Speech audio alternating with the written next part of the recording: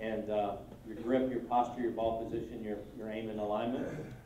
In the swing, you know, the hands and the wrists, the arms, the pivot, which would be the upper body, lower body, the feet and the knees. And again, this stuff's much easier to demonstrate outside when we're out on the tee. So we'll go through that. But basically, I think the pre-swing stuff is very important. I always start with the pre-swing stuff, making those adjustments first. See if you can somehow do the pre-swing stuff and help influence the other things you're trying to do. But controlling the body, obviously, the different body parts help control the club, which ultimately help control the ball. I'm not rushing through this. I just think we'll do better when we go outside. Normally, I would go through this in a lot more detail if we weren't going out, but since we're going out there, it'll be a lot easier to show you out there. As far as mind control, I believe that you develop feel through mechanics. You can't just pull a feel out of the air. So I've had a lot of players over the years say, well, I'm a field player. But you just can't create a feel. So normally what happens is you give them a thought or something to do, and through that thought, they create a feel, and that's what they play with. So that's what you kind of want to try to do is give a player a thought or something they need to do physically to create a feel that they can play with, especially a field player. But field players aren't as much in the positions as they are in the motions. So you don't try to put them in a particular spot. You say kind of move the club through this area, or feel more outside, more inside, versus trying to get it here, shaft level to the ground and toe up. And I use a lot of drills to develop the correct feel and positions. I like to break the swing into pieces and then try to keep transferring into a full motion. So if someone's working on their takeaway, you know, I'm not going to have them make full swings. I'm going to work on little half shots and see if they can hit some small pitch shots and get the club moving to the right space and then add on to it. Or I might have them, you know, move it to a position or put something on the ground where they have to match it up to try to get it in the proper position, get them to feel that, then exaggerate it into a bigger swing. But I'm not a believer that you can go right from making a big change from going, you know, rolling your hands and taking it way inside and trying to make a full swing. You have to get them to feel what they're trying to do in a smaller motion and then develop it into a full motion or create some sort of a drill to help them do that. I think most players play with keys that produce the proper feel. Different players focus in different parts of the body, or some players do really well thinking about what the club's doing. Some players do better thinking about what their hands and arms are doing. Some players do better thinking about body. Some have lower body thoughts. Some do better thinking about rhythm. But you have to find out what the player kind of triggers with. And if somebody's not really into what their body's doing, they're more into what the club and their hands and arms are doing, it's hard for them to transfer that over. So you have to find a way to get them in the positions you want with the thoughts or the feels in the areas of the body they need to focus on. We talked a little bit about the physical routine and the mental routine of processing shots. I think if they're trying to make a swing change, I'll have them do rehearsal swings, try to maybe exaggerate what they're trying to feel, try to get their thought when they walk in. I like players playing with thoughts. I think it's hard to play with no thoughts. You know, if I say, you know, don't think about ice cream, what do you think about? Ice cream, right? So you have to have a thought to occupy your mind. Now, some players are really into seeing the shape of the shot, or really out into their target. Other players are more into what their body's doing, or their hands or arms are doing. And that's kind of where this A game, B game comes out. I would say that most players, the A game is when everything's clicking, when you're in the zone, so to speak. You know, you're seeing the shot, 200. Right there, Czar, 200. You catch it mid-feet, but I think when you're in the zone, that A game, where you're really seeing the shot, feeling it, you know, that happens maybe 15 to 20% of the time. The rest of the time, you're playing your shot. You're trying to just control the ball, manage the ball around the course. So, you know, to me, the A game's when you're really dialed in, everything feels good, you have a good thought, and what you're seeing out there, you're able to produce. The B game's when you're struggling, when you're not swinging as good, you're hitting a few miss hits. That's where you have to go back to, okay, I'm just going to play my fade today, I'm going to play my draw today, I'm going to play knockdowns today. Some way of being able to manage the ball and shoot a score. So, you know, on tour, you know, you don't always have your A game. Everybody thinks he's got it or flawless and never hits bad shots. I mean, they know when to turn it on, when not to turn it on. They know when to shoot pins, when not to shoot pins. They know when they're kind of in control, and they have a really good, for the most part, They have a really good idea of what their capabilities are. And I'm on my guys a lot about, they think because they're a tour player they have to shoot at every pin, or find a way to get at every pin. And it's not really true out there. The good ones, they know when to attack, when not to attack. They know when to hit at 25 feet because they're such good putters, and they make a lot of 25-footers. And I always say, hey, I like your chances, you know, putting a 25-footer and chipping it out of the rough from the short side of the hole.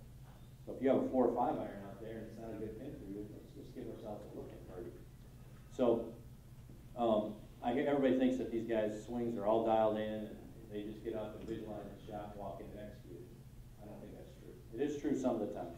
But the tour players I've worked with over the years, I can't think of one person that doesn't play with some sort of a mechanical thought or feel that is just totally into hitting at the target. Maybe as they get closer to the hole, a little more of that. But every one of them has some thought, some key that they're using. You know, in fact, one of my Brant Snedeker's one of my students, and you know, he's talked to Nicholas, and he's got good friends with Mr. Palmer, and he asked Mr. Palmer, and he said, what do you think about it? He said, you know, I thought about, you know, my grip pressure. They all had something that they're focused on, you know, how firm they grip the club. Or, you know, Watson, I want to have good rhythm away from the ball. Very few of them said, I just thought about hitting at the target. Now, they're aware of the target, but I think you play your best when you have a target, you have a shape, and then you have a thought that helps you, or a feel that helps you produce the shape that you're visualizing. I think when you get to that point, that's when you really can do it. So I always tell my students, you know, you're not going to have your A game all the time. You know, if you don't have your A game, you better have a plan B. You better have some sort of go-to shot you can put in the fairway, something you can hit up around the green, and you better be really good with the short stuff and the putting. And that's what those guys can do. You know, Tiger made a lot of money managing his miss.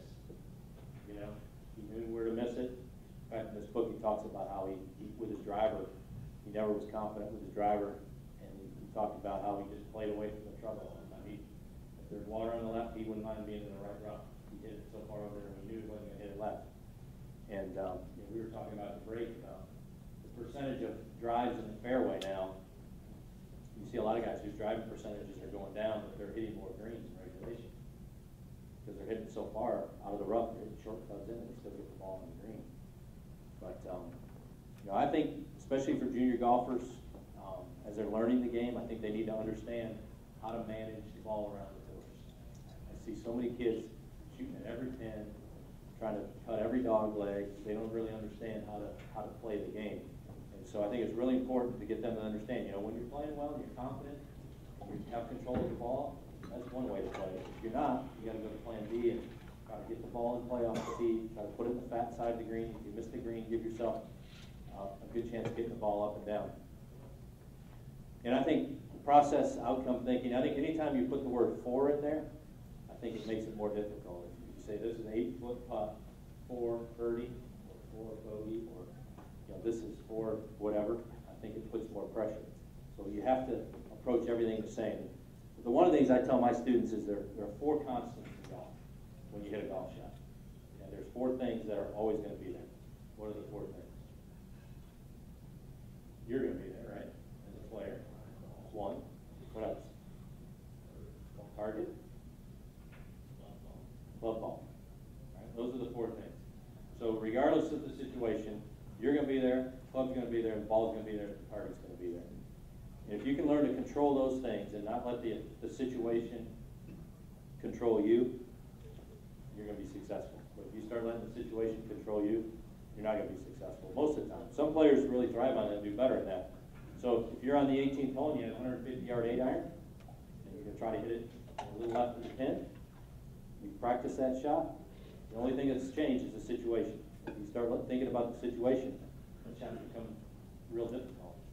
There's areas where we all get nervous. So if we were out here chipping around this green out here, just a couple of us having fun chipping around for fun, it wouldn't make that big a deal, right? We'd all, you know, problem. So if we got 5,000 people around here and we were chipping for $100,000, the same chip, but the situation's changed. So if you can get to a point, and it's hard to do, where you can overcome the situation and just say, okay, hit the shot, I can do it, and trust it, make it happen. Those are the ones that are really successful. And some guys just have a knack to want to be in that situation. Some players just have a knack of being able to execute under the utmost pressure. But I think for most of us, the more outside elements we get in there, we all get nervous. It's not going to go away. How do you come at that? How do you come up with a thought process of doing that? And I think it's really hard if you don't think about something in the process to not think about the outcome. So you need to find something to think about that can occupy your mind and keep you focused on what you're trying to do and not think about what it's for or what it means. That makes it really hard to do. Does that make sense?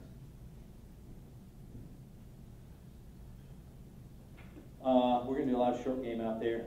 But, I talk a lot about shaft angle at address versus impact, about how to load the club, the different levers in the swing, the different releases in the face, and then the type of contact that you have. So we'll talk about short game. We're going to do a lot of the short game stuff out there today, and try to show you some of the stuff that I teach in the short game. Putting stuff. Mike Shannon's our putting guy. We use the Tommy. Any of you any kind of putting systems at your clubs that you use? Any of these things? This is we use this Tommy system, and basically you set up. You have to calibrate the machine, but you set up to the ball, and it calibrates where your aim is at address. Where you hit the ball as far as impact, the path of the stroke, the face rotation during the stroke, the shaft angle at impact, what your tempo is, and so it basically gives you all the different things about the stroke. Now the problem with this is that it goes to degrees, and you get some people and there's just too much information. So we try to narrow it down. Mike does a good job of explaining the overall thing and what some of the ranges are in the stroke, and but it's pretty good if you find somebody who's how they react to the aim. You see some putters that are bad. It's funny. I was at the PGA show, and I was talking to Tom Kite and Brad Faxon. We were talking about putting. So Kite's always kind of struggled with putting. Obviously, Faxon's always been a good putter. And they were talking about aim, and Kite was saying how he thinks that all people that develop the yips aim to the left. So what do you think they would have? He said they start shoving the heel and trying to push the ball out towards the hole. And he said players that aim right, he thinks doesn't develop the yips because they're able to release the putter and let the toe of the putter go. They don't tighten up and try to shove it, which I thought was a pretty interesting phenomenon there. But they were talking about different things, and Kite was talking about how he always aimed the left and kind of shove blocked all his putts. And then he went to a belly putt and said he putted terrible with that. And now he's using a long putter, and he said it was way better than the belly for him. He felt like it could swing back. So we're going to talk about this linear, nonlinear stuff when we go outside. I'll show you how to test for that. These are things that I think all great putters do. First of all, they have a repeating stroke, so it's the same timing on every putt. So it's the same beat for every putt, whether it's a 3-footer or a 30-footer. From the time the putter leaves the ball until it hits the ball at impact, it's the same amount of time. And I think all great putters have great distance control. They control direction. They have the ability to read greens, and they have a positive attitude. Any of y'all doing any of that the green reading stuff? Anybody using that stuff at all? What do you think of it? Do you like it? Yeah, I like it. Good. I think some players, if you don't know how to read greens, I think it's a great place to start. I think the difference between the best putters on tour and the average putters on tour, I don't think it's as much stroke as it is green reading. I'll tell you, the really good putters, I caddied for Brant at the McGladrey last year, and I know the greens, and he made some reads that I'm like, no way it breaks that way. It would break the way he read it. And so I think learning how to read greens, I think a lot of it, we don't ever teach people how to read greens. I don't know that there's a foolproof way. This 8-point thing is kind of the first step of having really a procedure of helping people read greens. And we all talk about which way the water flows and looking at the last 3 or 4 feet of the putt, how much slope, because that's when the ball's moving the slowest. But I don't see people ever practice reading greens either. So I'll have my students go out and we'll take one ball and they'll putt 18 holes, and they'll actually have to go and read the green, hit the putt, and then we'll evaluate how well they read it. They kind of, most people on a putting green are putting 3 balls around the hole and not really paying attention to it. They don't actually read the putt and then try to hit it, and then see if they read it correctly. They hit the button and kind of see how it broke. They never go back and reconfirm it. So I think, you know, obviously repeating stroke, that's more the rhythm or the cadence of your stroke. Your distance control has a lot to do with that, having that consistent rhythm where they're not going, you know, back real slow and then going fast, or go back fast and slow. So they have a good even pace to their stroke. Direction. What things influence direction? Really all shots. What's the things that influence direction? Race, path, and what else? How about aim? So you get aim, face, contact, path, just like you would in the full swing. How many of you vary your belief on path and face? Like they're really two schools of thought, like straight back, straight through, versus arc and having face rotation. Do any of you vary from student to student, or are you pretty consistent with everybody? Vary it? Vary it? Yeah, I think that you got to kind of look at each person and how they putt. And I think, you know, one thing I think that hasn't really caught on yet, but I think eventually is going to, is putter fitting. Because nowadays, you know, you got people, we're reading people all the time with belly putters. You know, and there's a way that there's a couple different systems out there that measure how far you should be up and how your arm should hang and all that stuff. And I think that's something that you don't just throw somebody a belly putter and have them adjust to it. I think there's a certain way to fit putters, long putters, belly putters, fly angle, face, head design, things like that. So I think, you know, when you get into putting, putting's about a third of the game. It's the quickest way to help people, you know, play better. But I don't think we do a great job of really making sure that A, the putter fits the person, it fits their style of stroke, and then teaching them how to use that putter or whatever the putter design is to their advantage. How many of you think the long putter is going to be outlawed? Yeah. It'll be interesting to see how they do that. I'm not sure. Peter Dawson was out putting at Ocean Forest a couple weeks ago, and there was a guy out there, one of our staff members had a belly putter, and he said, "Don't get too comfortable with that thing. It's going to be going away." I don't know. I think they want. I think the RNA wants to, but I think the USGA is having a hard time. So it'll be interesting to see. I know there's talk about it. I don't know if they can make it happen. It's so long. I think it'd be a tough deal. Well, the only thing there's two ways I think they can do it. They can either do it on you can't anchor, like Carl Patterson told me. He said, "I don't anchor." He said, "My putter's not touching you." But then you say, "Well, you can't have any body part touching you to make a stroke." Jim Furyk, when he hits it, his elbow's not fit. I don't know. Writing a rule is tough to do. I mean, because if you ever try to change a rule, there's a reason they're written the way they are. And it's difficult to change them.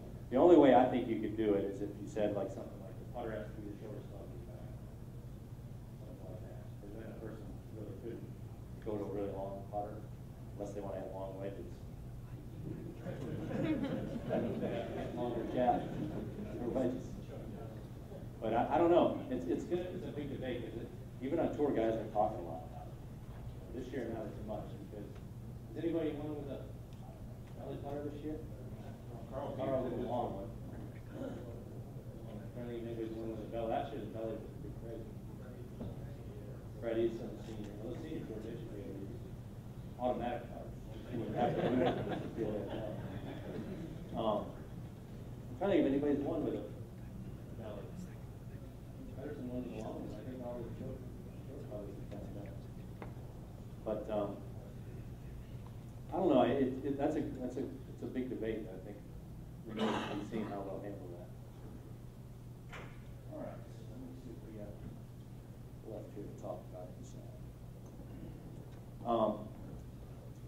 One of the things that we'll do outside, I'll just kind of briefly mention this, is there's a certain point where the ball is in your stance where your eyes kind of triangulate and where you see a straight putt.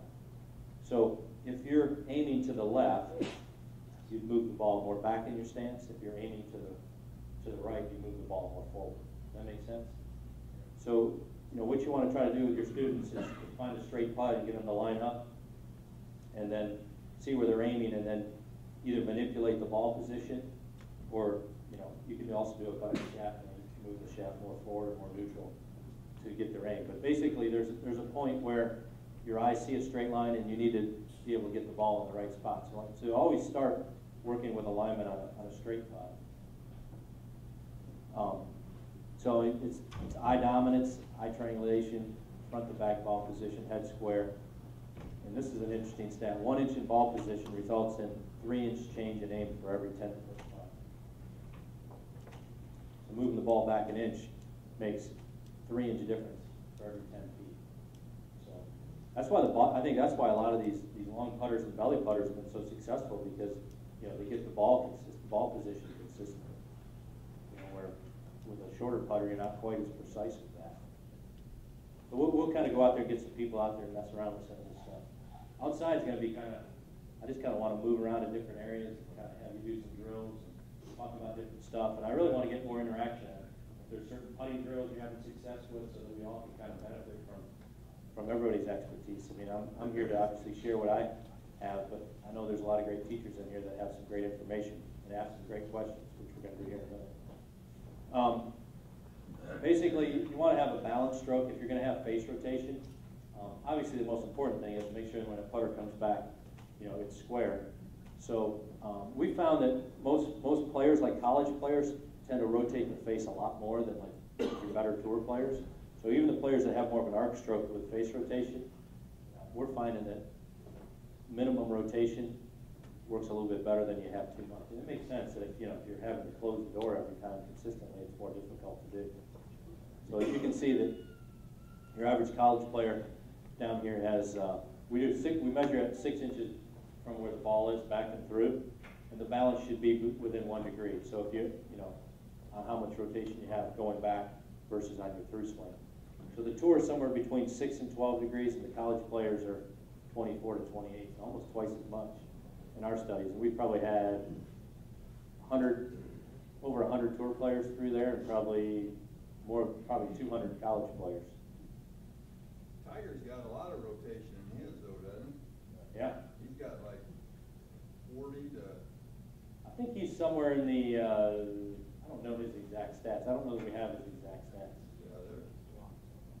Yeah, I'll tell you what I think, though. I think as players get older, I think that's harder to control.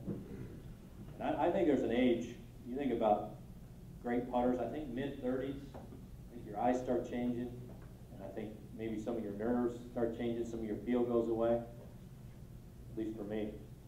But I think most players do better as they get older doing less of that. It's harder to control. You think back, when Watson was playing great, he was a very aggressive putter, and about his mid-30s, he quit making a lot of putts, became very tentative. He used to be very aggressive, not here anybody, got more tentative. And Tiger's kind of right at that age right now where, his putting, obviously we all have seen it, is not as good as it was. But I mean, he putted so great for so long, it's hard to believe that you could do that for your whole career. He definitely is putting differently now than he was back then, I think, setup-wise. I remember him having the putter always sold flat on the ground and kind of hands high, and now it looks like his hands further away, hands lower. The putter looks like it's arcing more, a bit more face rotation.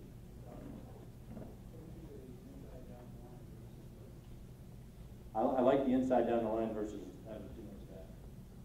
I'm more towards, like I said, I've worked with Brant for about 8 years. He's the best putter I've ever seen by far. And he works straight back, straight through, very little face rotation. He's got a little different type stroke, which we can talk about out there. But yeah, there are some guys that, kind of a little more in to out, kind of hold the face. I just think it all needs to match up. If you're going to arc it back, try to match it up, make sure the face comes back square. Putting's probably the most individual part of the game. We'll do this out there. Linear putters see straight lines, non-linear see curves, and we'll do a little test out there on how to test that. These are some angles that we've kind of found pretty consistent, from the heels up to the hip joints to the top of the spine, 113 to 123 degrees, and then that angle kind of from the putter through the forearm up to the shoulder, 120 to 135.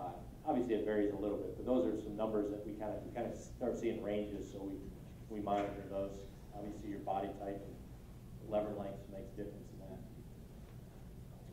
You know, this is something we've also found is that, you know, when the putter goes back, there's a point just left of your belly button, and as it goes back, get the grip of the putter to point there, and then when you go through it, points there. And that's why we see so many guys with belly putters doing well with it up there, because they're just basically using it as a focal and keeping it pointed there, as opposed to letting it.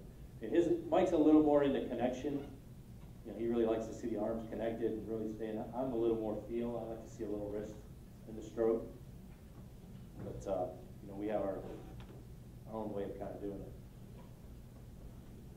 We got Roy here. I think Roy will just do your stuff after lunch.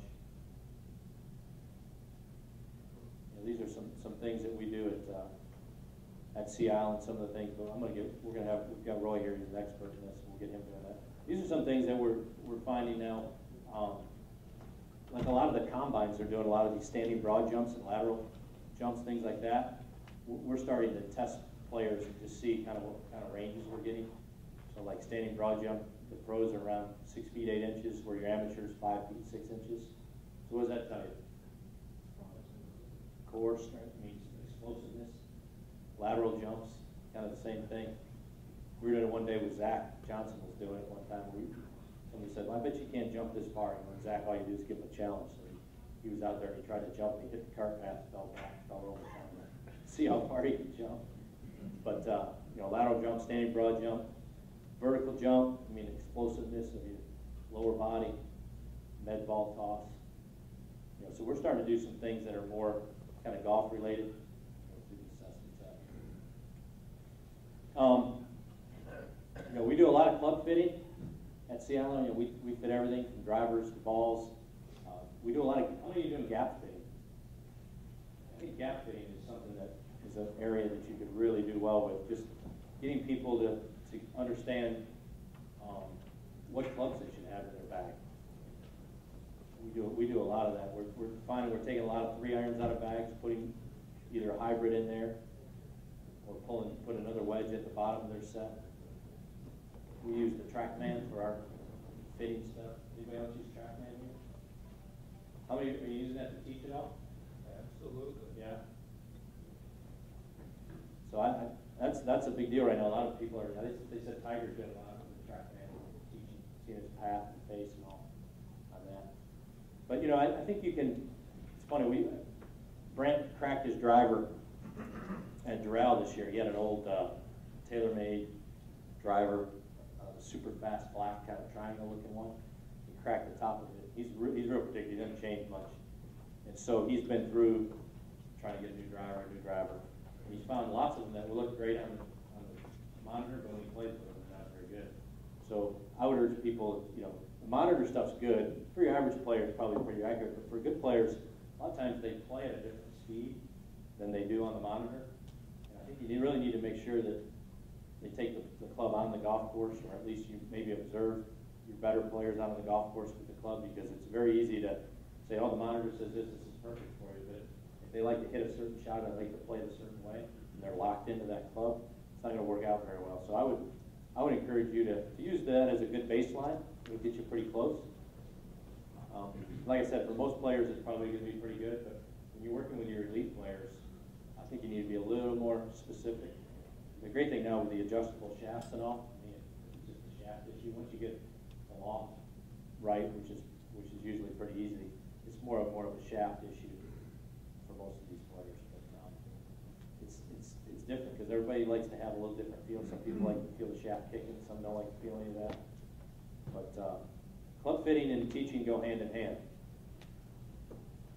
So there's two types of fits. There's what we call a corrective fit, and that's where you use fitting to encourage the changes you're trying to make in the student's motion.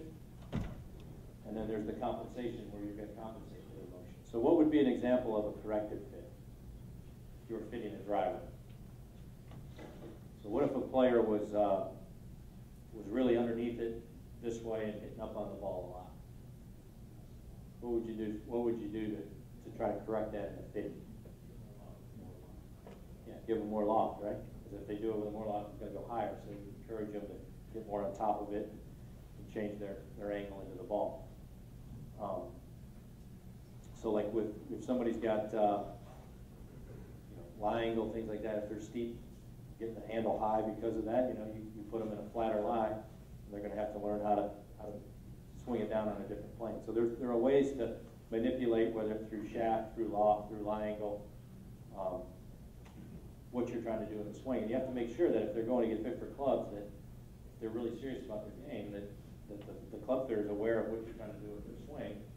Because if you're trying to get them to get more on top of the ball, and you go to see a club fitter and you give them a 7.5 driver, you know, it's not going to work out very well for anybody. So corrective fit, and then compensation, that's just basically you're going to take what the guy or the person has, and you're going to try to just compensate for whatever motion they're making, and try to give them the best club to fit that. So Titleist guys, what percentage would you say are corrective fits versus compensation? Brett, what do you think? Hopefully more corrective. I mean, in the long term, that's what you want to do, but probably as ability level goes down, then you're going to be more compensation. You know, the interviews you talked about, of are they going to get on an improvement plan or not? And that's probably why we stress this pre-fit interview to learn the things that you talked about earlier. What's right for that person. So I think pretty much everybody wants to improve. There are very few people that say, you know, I'm not going to take lessons, I'm not going to practice, you know, just give me the clubs I can play the best with. But there are some out there. But I think it's important when you go into the fit that you know that. And vice versa, if they are working with an instructor to find out what are they working with you on, what changes you're trying to make, so that if you're fitting a student that you don't teach, you're not going against the grain of what they're trying to do. So I think those two things are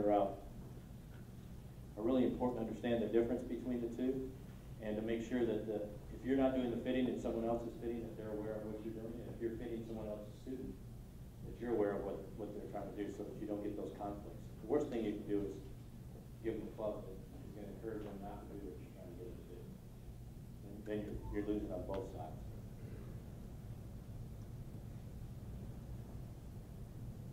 And these are some of the things that we use technology-wise. You know, we use the V1.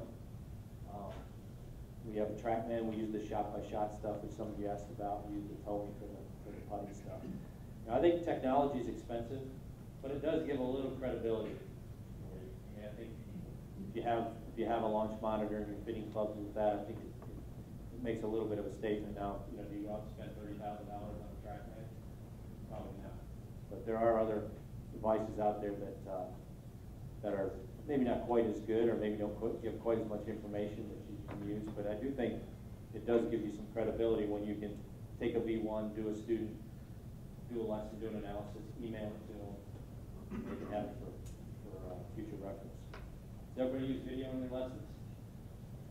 Anybody who doesn't use it at all? Yeah. I use it for most of mine, but I wouldn't say I use it for all of them. Some people just aren't good when they have to look at it. So what separates good teachers from bad teachers? You know, good teachers find the cause. Bad teachers focus on the effect. Good teachers say a lot, or say a little, get a lot. Bad teachers say a lot, get a little. Good teachers are always focused on the student. Bad teachers focused on the teacher. Good teachers listen more. Bad teachers talk more. Good teachers keep it simple. Bad teachers make it complex. Good teachers have a good plan of action. Bad teachers have no agenda. Good teachers teach fundamentals. Bad teachers tip of the week. So I think it's important. I think one of the key thing there for me is obviously finding the cause, trying to keep it as simple as you can. But I think one thing that sometimes we lose sight of is student focus. I think regardless of who you're teaching, I think the student needs to feel like they're the star of the show. And you know, it's easy for us to use analogies. This is what I do. This is what I do. This, that. But you need to make sure that you're not talking so much about yourself and your success, and that you're making sure that they understand that it's about them. And I think that's a really, really important thing, because there's one thing that'll make you lose a student. It's not even giving them bad information. It's not making them have a good time during the lesson, not making them feel like they're special. And I think part of the reason I think some teachers are really successful is that they make learning fun, they make it enjoyable, they make it a good experience. And I've seen a lot of really good teachers that have good information, but they're not engaging, they don't make the student feel good, they're critical, and people aren't going to come back if you just beat them up and tell them how bad they are. You need to make sure that you pump them up. Find something positive to say, even if it's really, really bad. Find something that you can encourage them about, because you don't need to have a lot of students. If you have a few students and they really like you and they enjoy spending time with you, they're going to come back. And if you can keep them coming back year after year, you don't need to have a whole lot of them. But if you're always teaching something new every time they come and see you, telling them something different, every time you're telling them about all the great success you've had, you're not talking about them. You're talking the whole time. They're never getting to say anything. Eventually you're going to lose them. So I think if you can just focus on those things, find the cause, try to keep it simple, make sure they're the focal point, make them have a good time, listen to what they have to say. A lot of times they'll fix themselves. They'll tell you what's wrong. You don't even have to ask them. But you just let them talk. Make sure they have a good plan. Make sure they know when to come back.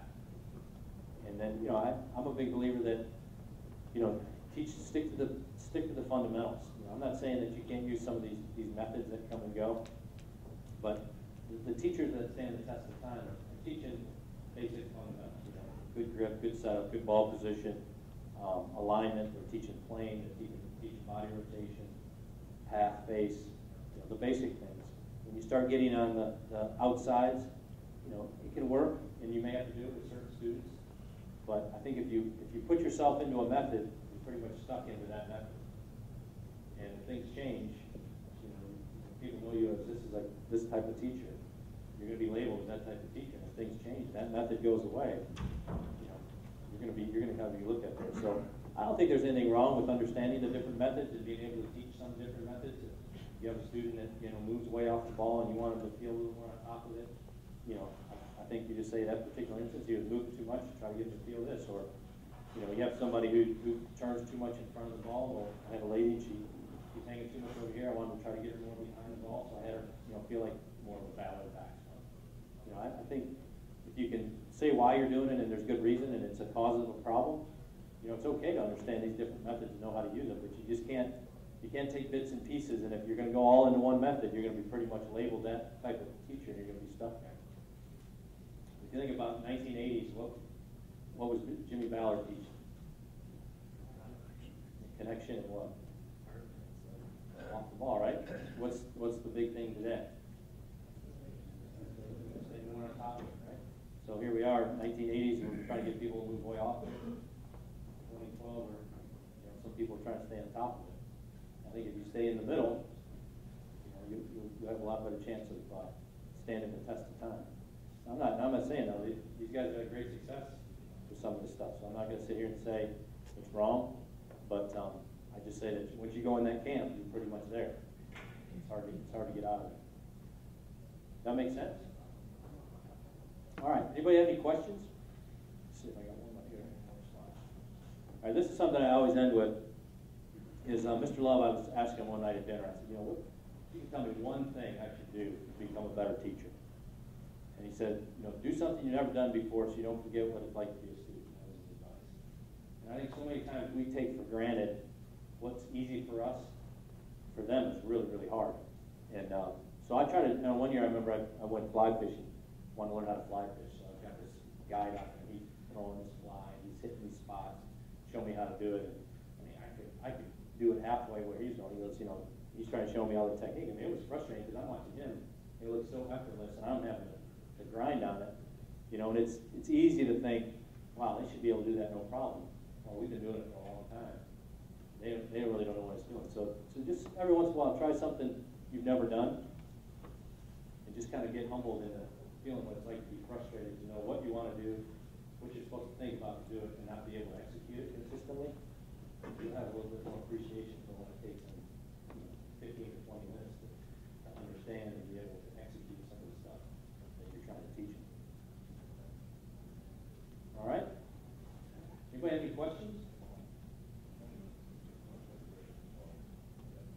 20 minutes of questions, so it's up to you now. Go ahead. Hey, Tom, being a new student, what's your process to interview him to find out more about him? New student? Yeah.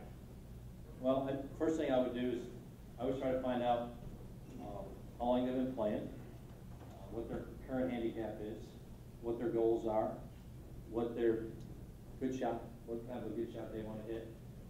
If they played other sports, try to find out if they have any sports, try to find out if they had any injuries, limitations in their body movement. One thing I always ask is, what are they looking to try to get out of the lesson? That's a question that I never asked early on when I taught, but now I say, what are you trying to get out of this time again? I'm trying to make sure I'm at least addressing some of the things they're looking for. Once I get through the basic interview, I want to know their goals, their aspirations, how much time they're going to have to practice, and that's probably about it. But I kind of want to know where they are, where they want to go, kind of what history they have. If they work with other instructors, who they work. Do you work with anybody now? Are you working on anything in your swing? What do you think you need to do with your swing? I kind of want to know as much about their history as I can, and then kind of want to know about where they want to try to go, and then it gives me a pretty good idea of what kind of a roadmap I'm going to have to work with. Probably most of you would. Is anybody doing anything different than that? No? Yeah. Yes. Hey Todd, I'm curious as to how you work the fitness aspect in. I mean, on the outsider looking in, I'm in the fitness business. Yeah. I work with a number of the instructors in this room. I'm just kind of curious how you work it in, since you have Randy on site over there. Yeah. Is that something you go directly to and outsource? Is that something, do you screen your students yourself on the course, or how does that kind of work in your scenario?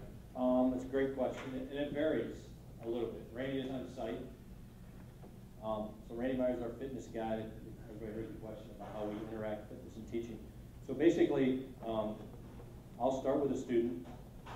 I'll work with them on their swing, and if I see limitations in the motion, I'll either get Randy to come out and take a look, or I'll refer him. I'll say, listen, I might give a quick assessment. Some of the things that we can show today. Right. I might do a quick assessment. Or can you do this? Yeah. So let's say, for example, I've got a student, which is my problem. My right arm gets too high up to the top. My elbow gets out. I can't keep my elbow in.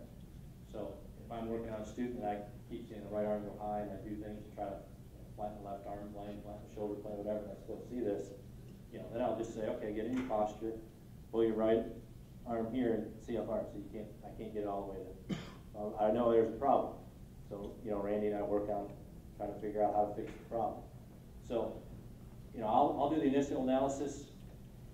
I'll try to figure out if there's some real restriction, and if it's something that really needs some attention, I'll call Randy in. And then vice versa, if Randy gets the student first, and the student's like struggling with something or whatever, he'll say, listen, you need to go see Todd, I need to work with you on that. Or if I'm seeing him and I haven't seen him and Randy's seen him before me, he'll say, hey, he'll do the full assessment. He'll say, you're going to work with John this afternoon. He's really tight in his left hip, whatever. So some of the stuff you and I are going to do out there on the range today will be pretty much how it goes. But it kind of goes both ways. Yeah. The main thing is we need to make sure that we're addressing the areas that are Right. You guys are on that the need to same be page. addressed. Yeah. Yes. You mentioned you work with young people sometimes. Do you allow the parents?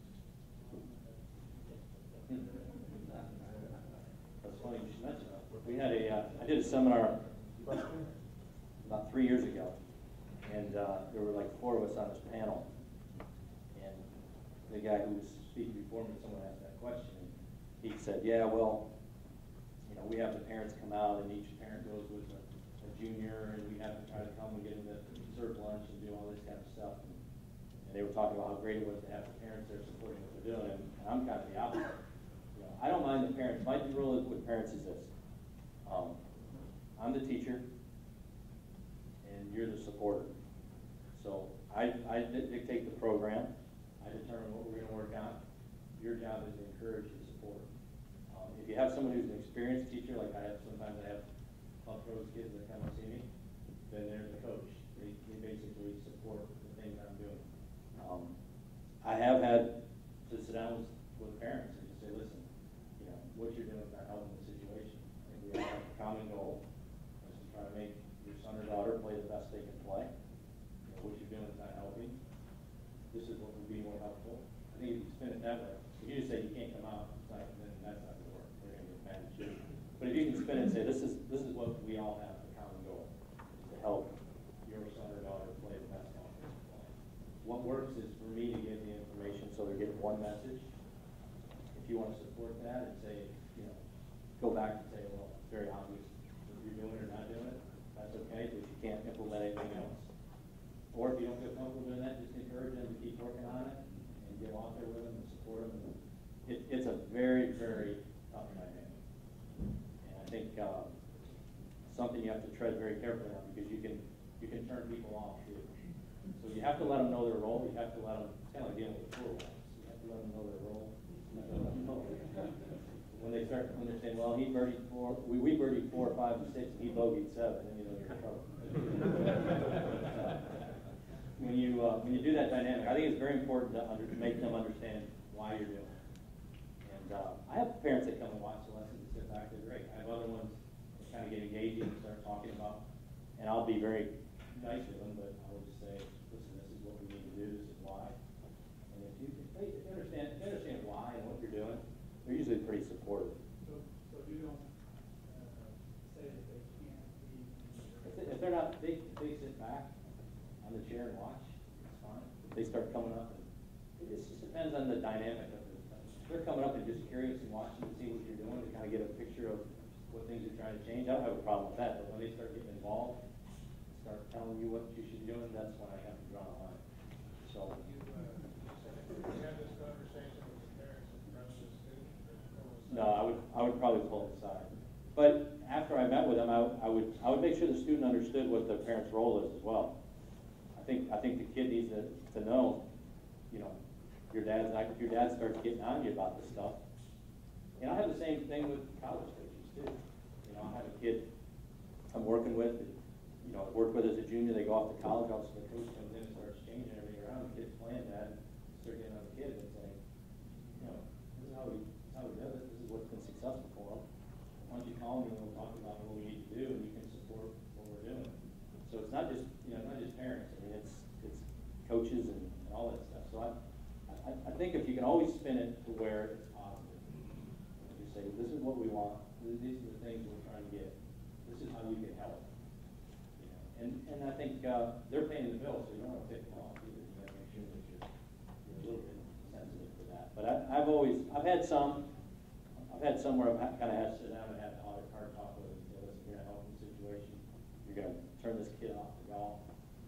You need to back off. You need to let them play, let them enjoy it, quit putting so much pressure on them. And it's gotten worse.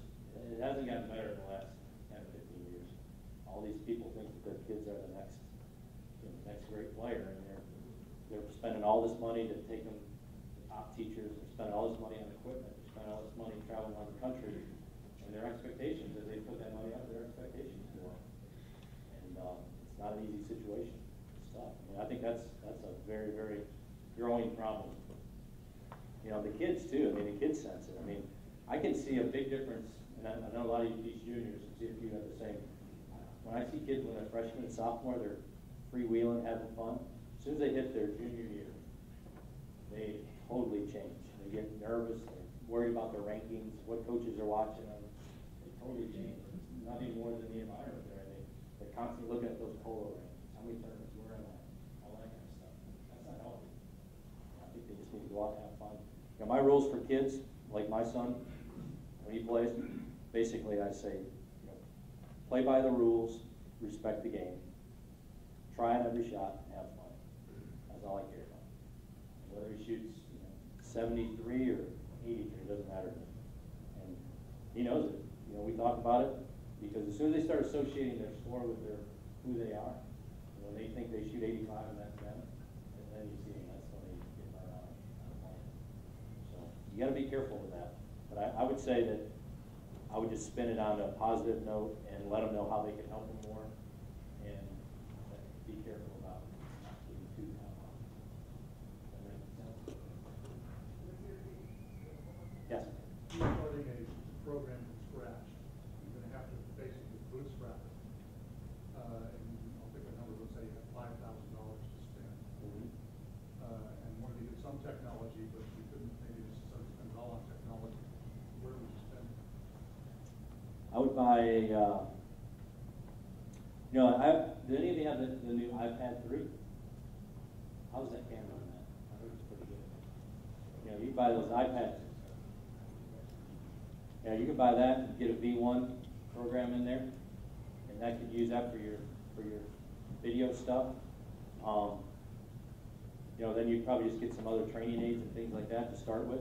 I wouldn't buy a launch monitor or anything like that. I would try to find somebody who has one that you can maybe go over and send your students to. I would get some fitness stuff. You know, I'd probably get a few fitness things that maybe Roy can give you some advice on that out there. I get a few fitness things that they could do. I'd buy either a camera and a laptop and get a B1 system or you know, one of those iPad 3s and use that. You'd be pretty much good to go. Yes. Quick question, what do you feel like is the benefit of director of instruction at a medical facility? If you're selling it to a board or whatever? At a private club, public? At a private club. Private club? Can you Well, repeat the question?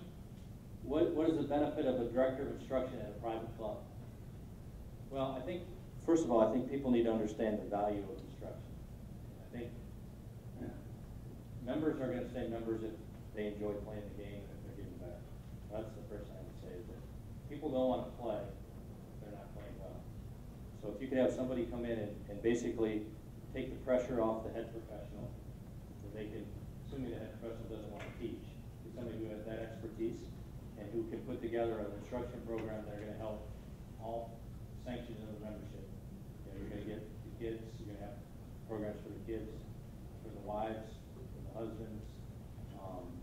We do a junior tour, so we have competitive things in our junior program. But I think they need to know the benefit is that, A, that if you have a good instruction program, a lot of times that people that don't play a lot of golf may join that club because they want to learn how to play, because you have a reputation of having good teaching there. I know there's some clubs out here that are, Fletcher and I were talking about last night, are well-known private clubs, and a lot of it has to do with the instruction that's done there. And a lot of times when people are coming to new areas and looking at clubs, they're looking at the course and looking at the club, but they're also looking at what kind of teaching they have there, what kind of tournaments they have, things like that. So I think it's a big benefit in that. I mean, you know, where I am at a resort, it's huge for room nights and things like that. But at private clubs, what they're trying to do is make sure they have members, make sure they keep members. Because if you don't have members that are paying dues, eventually it's going to go away. So that would be the spin I would take on it.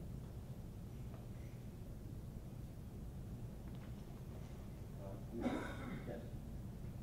So hard to determine what's going to create a guy to be an elite player. That's short that constitute never make it to the Masters. That's all a lot. Through your years, what's top one or two factors that create a great player? And it's hard to say the answer. I would say mental would be first. Somebody who wants to be there and loves having the challenge of being there and seeing if they can execute under the utmost pressure. And I would say so. I would say mental toughness and work ethic would be number one and two. And then I would say after that it would be obviously.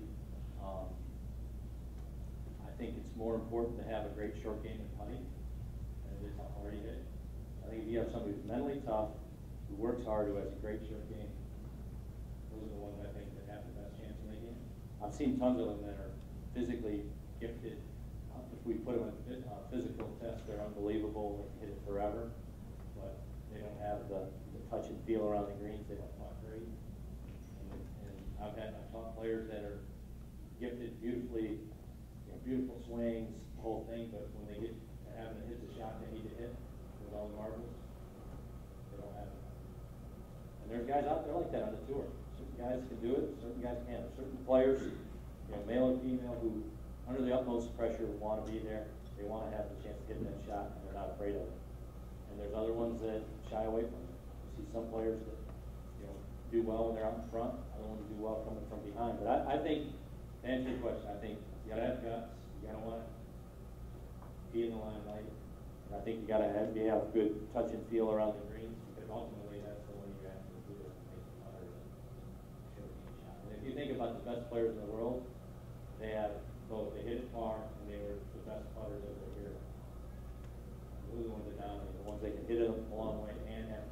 But you have other ones that don't hit it a long way, you can still putt, still compete. So if you say there's physical limitations, then I would say short game and putting, still do it. You have to adjust to it.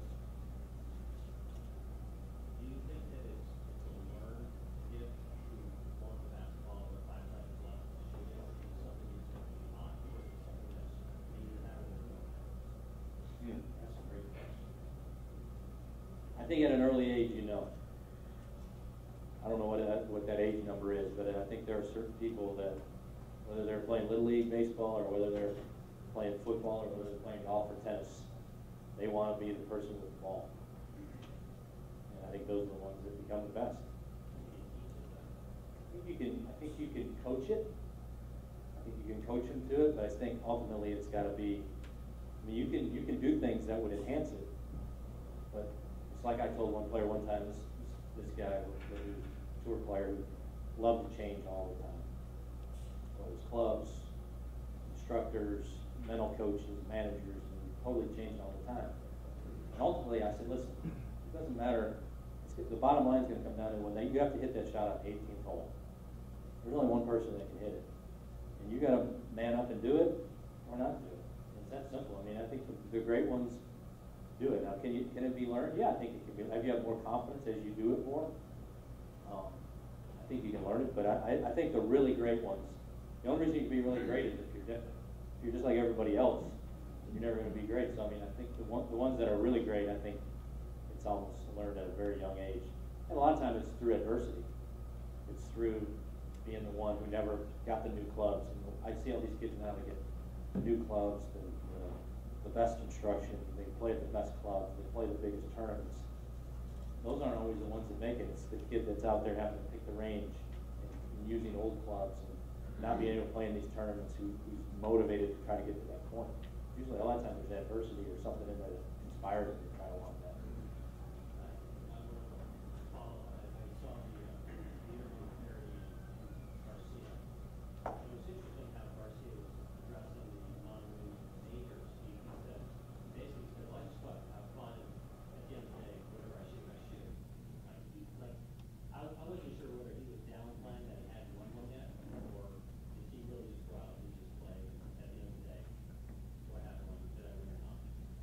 He wants to win. Yeah, no, but he didn't certainly. I think it's a different mindset. I think he's, rather than going out, when he was 18, 19, everyone expected him to win a major. They put these expectations, and now, I don't know how old is he, 30? He hasn't won one, so I think that's his way of saying, you know what, if I don't win it, it's okay. I'm going to go out and it takes some of the. Yeah, I agree. I think he's trying to find a way to maybe have a different mental approach going into it, because he doesn't expect to win. Then he goes and wins one, everybody's going to say, oh, he won one. They definitely want to win it, for sure. Yes? Do you have a game plan with some students, they just got so many flaws? But they've got, some people might act club things, some people might attack a really obvious thing, but that's not gonna help them. They've got the major rotational issues, or they've got, I guess, you go to the pink elephant, maybe, of their golf swing, where you try.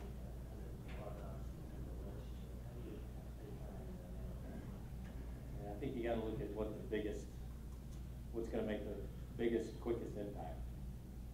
And if they're facing dead shut at the top and they can't get it in the air, you may have to go there. If it's because of the grip, you may have to start there. If they're moving all over the place, you may have to get it more centered. I think you have to go for you got to try to get the cancer, not the hangnail. Whatever's the worst thing that you think is causing the biggest problem for them, I think that's what you go after. That's my thought on it. Yeah. Unrelated to that, I would tend to think that most of our lessons might be at practice, 20 balls before they play. So, changing the ball swing is kind of what's the best way to get them to realize, how do you get them to practice? That's a good question. I think, first of all, you have to show them the benefits. They have to see that there's a benefit in going out and hitting more than 20 balls. And they have to have that as their aspiration. If they don't perceive that as being important, then you have to show them why it's important. And you have to give them a way to practice. So they may not go from 20 to 200, but if you can get them to go from 20 to 40, maybe to 60, and just show them, okay, you only hit 20 balls here, but let's go hit 20 chips. Let's hit 20 putts. And then kind of work at that way. But I think they have to have, that's where I think it's important for a teacher to get them to understand the importance of what you're trying to do and what kind of a commitment level they need to make to be able to make the changes. And if they say, well, I don't have time to come hit 20, I only hit this many because I want to go play, then you say, okay, at night, here's what I want you to do. Once you get in front of the mirror, I want you to do this. So when you're sitting at your desk, you know, once you get up and, you know, do this some of the time or whatever. But give them some way of getting them to do what you want them to do. And I think if they see a little bit of hope and they see some progress, I think they'll want to do more. But they're not going to go from here to here. But I think if you can keep teaching them that way, they'll eventually get there. Yeah. For students you've had for a long time, how do you keep it fresh and keep them enticing and always learning environment? Well, I mean, I think people always have tendencies. So, you know, I try to find new ways of telling them the same thing, just to kind of keep it fresh and different.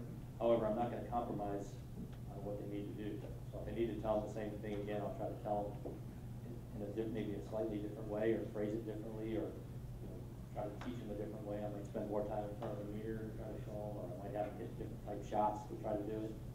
But that's a good challenge. But normally when you get to somebody to that point, then it's time to go do more of the stuff we're going to do this afternoon. Give them more drills and go over and kind of teach them to hit shots. They have a good basic swing, and you're just pretty much tweaking it a little bit. And after you've worked with them for a while, that's basically what you're doing.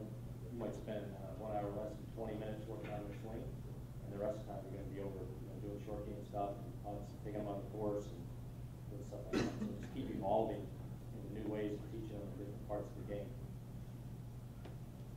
Can you expand a little bit more on your thoughts of curvature? Like, let's say you have a really good player, like a tour player, top level college player, and they come to you and you ask them, how do you like to move the ball? And you say straight. They may say straight because sometimes they miss a little right or a little left.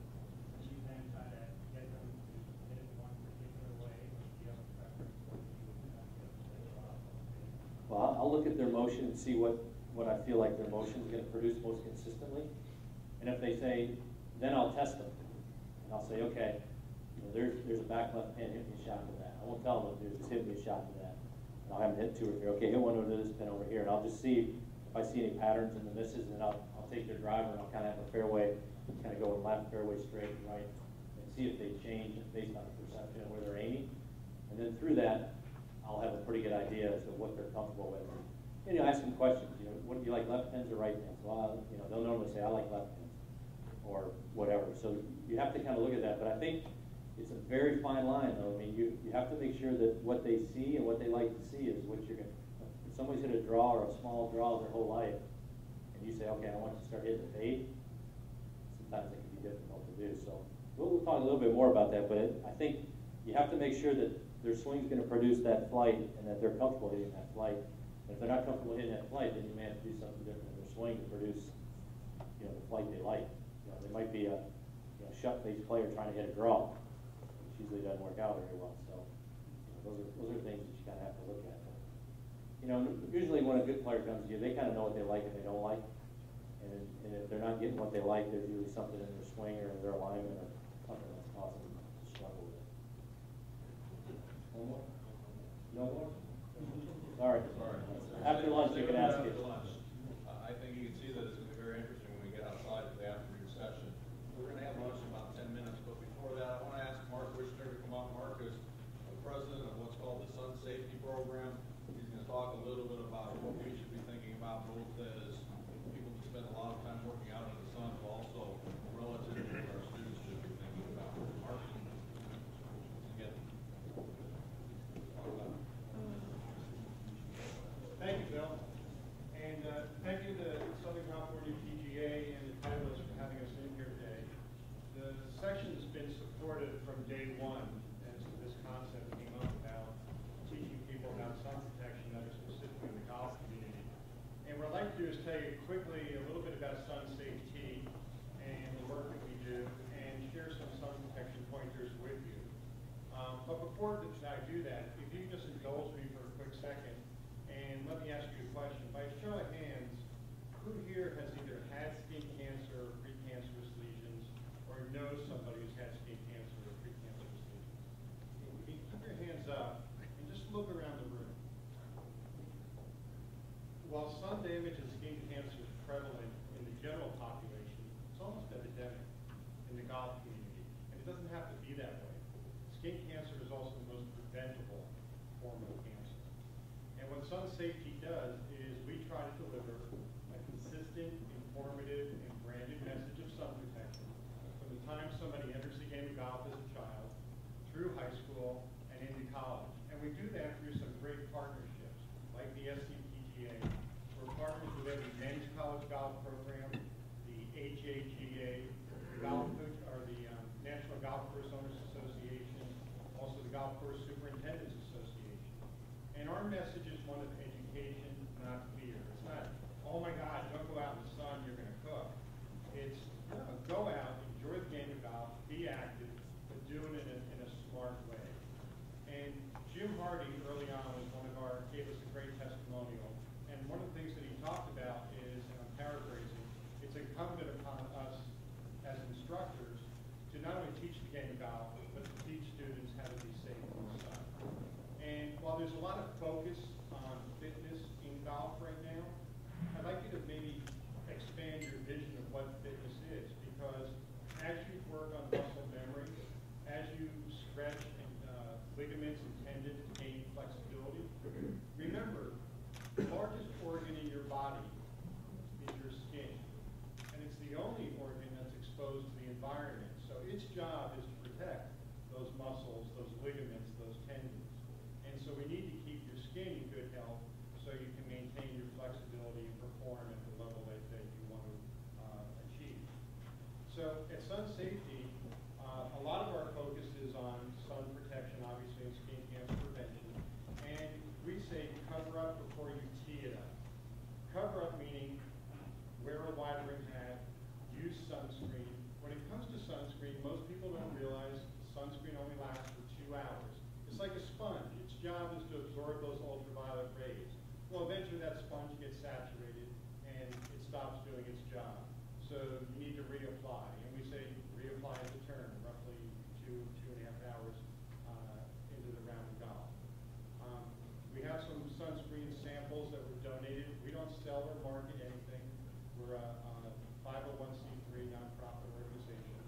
But sunscreen, reapply, put it on 20 to 30 minutes before you go out in the sun, because it takes 20 or 30 minutes to set up. If you just put it on your hitting station, you're going to be exposed for a good 20 or 30 minutes before that protection kicks in. Actually, clothing is your best protection out in the sun. And just like sunscreen has an SPF factor, clothing, now these new technical textiles, have a UPF, or ultraviolet protection factor rating. And the beauty of that is that'll tell you how much protection the garment provides you. And it's not much less chemicals you have to put on your body. You don't have to worry about applying or reapplying sunscreen when you use clothing as that protection. You want to wear a good pair of eyeglasses. Excessive UV exposure can cause macular degeneration or cataracts. So good eyewear, and obviously wearing a hat, the wider the brim of the hat. For men, most common place for skin cancers are the ears, nose, and lips, the thinnest areas of our bodies. For women, it tends to be more on the legs, because their legs are more exposed out in the sun. We're very fortunate to have some phenomenal testimonials and videos on our website. Mr. Arnold Palmer has given us a testimonial. If you go to our website, we have Hunter Mahan, Scott McCarron, Johnson Wagner, Chris Stroud, all giving testimonials. And we have really good instructional videos too. Being a golfer myself, I understand golfers don't like to use sunscreen because they're afraid it's going to get on their hands and affect their ability to grip the club. Well, we have an instructional video that teaches how to apply sunscreen without getting it on the palms of your hands, so that you can maintain the integrity of that grip and hold on to your golf club. So again, I thank you very much. I'll be around this afternoon. If you have any questions, I'll be happy to answer those. We have some free samples of sunscreen for you. And please visit our website. Encourage your students to visit it. Also follow us on Facebook and Twitter. We have some good information that goes out that way.